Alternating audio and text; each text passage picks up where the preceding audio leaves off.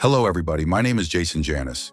I had a near-death experience, a death, on April 2nd of 2020. But before I really get into that, I want to just give you a little bit of background on who I was as a little kid. I was born in 1970, a time of chaos, I would guess. I grew up religious. I was brought up in a Catholic background by my grandparents. By the time I was 7 or 8, I grew up in an abusive household. I gave up on religion. I gave up on God because clearly He didn't care for me, want me, or love me. By the age of 7 or 8, maybe 9, I abandoned God. I abandoned religion. I no longer went, no longer cared, no longer had a relationship with God or Yeshua. You know Him as Jesus. That was my religious background as a little kid. Growing up as a teenager in the 80s, again, I didn't have or reach out to God until my death. Fast forward to April 2nd of 2020. The end of March was going on, and I'm having talks at work about this thing called COVID going around and blah, blah, blah.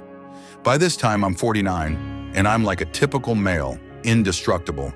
Nothing's going to happen. I've survived worse. No problem. I came home from work a couple of days later, it was April 2nd, and I had been feeling very tired for the last few days. Like, really tired. I was waking up with the taste of blood in my mouth, and I thought maybe I bit my tongue. I felt around, but there was nothing. I came home from work, took a shower, did the normal thing, made myself a sandwich, sat down, started watching some TV, took a couple of bites, and this is where my dying process started. I opened up my mouth to take another bite of the sandwich, and I coughed. Up came bright red blood. Not dark red, but bright red, almost pink. It was terrible tasting. I was like, what was that? I covered my sandwich and then it came again. I swallowed, but it didn't stop. It kept coming. I kept coughing and I filled my plate full of blood. Now I started to panic. I couldn't breathe. I got up and started walking towards the kitchen. I was continuing to cough up bright red blood. I started to panic. I tried to FaceTime my ex-wife because she was an RN, a nurse, and I didn't know what else to do. You don't expect something like this. There was no air coming in, and it was getting very, very, very difficult to breathe. She finally answered about the 5th time I called. She picked up and said, "What do you want?" I tried to speak to her, and blood covered the phone as I coughed up blood all over the place. One of the last things I remember before waking up in the hospital is that she jumped up and called my name. She panicked. I think I said, "I don't feel good. I'm very tired. I'm sorry to bother you." I remember her voice urging me not to lay down, telling me that if I did, I would die. I was so exhausted, but her words echoed in my mind as I drifted off. When I woke up, I was in the ICU. The room was dark, filled with beeping machines, and I was strapped to the bed with tubes and wires everywhere. Doctors and nurses were calling my name, but my attention was drawn to the upper corner of the room. There was a presence, warm, comforting, and unmistakable. Though I couldn't see it, I felt it as clearly as I could feel my own body. It stayed with me the entire month I was in the hospital, a constant source of peace amid unbearable pain. One afternoon, overwhelmed with the certainty that I was going to die, I cried out to God for the first time in 40 years. Through tears and desperation, I begged for my life.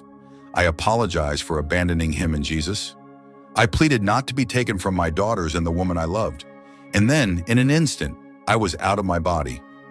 I was at the ceiling, observing everything with a newfound clarity and knowledge beyond comprehension.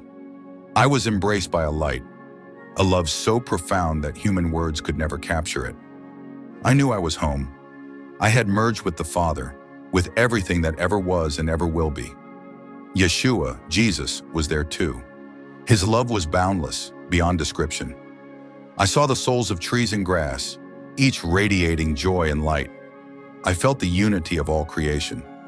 Then 2 large warm hands pressed against my chest, gently guiding me back into my body.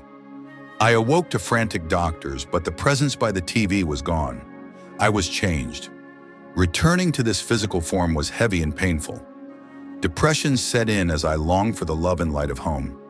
I struggled, learning to walk, talk, eat, and live again. I questioned God, angry for being shown paradise only to be cast back into this broken world. And then, in my despair, I heard his voice, firm yet loving. Why not you? You are my son.